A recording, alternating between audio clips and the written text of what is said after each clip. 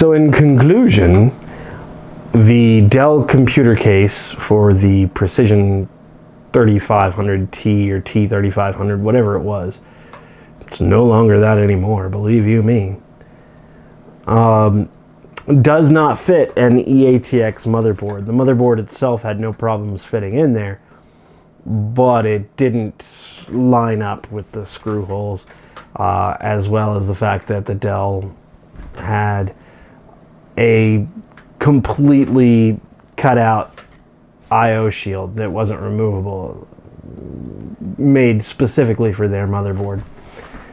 Such as it is, it's kind of what I expected. The whole point of making these videos is so that when we work, we all get to celebrate together, and when it doesn't work, we all figure out a solution together. So if anyone out there in the world knows of a computer case that is sub $50 and holds a lot of hard drives and an EATX motherboard, just let me know. Because I don't really want to, spend any money on this project. I've spent quite enough already. So that's that.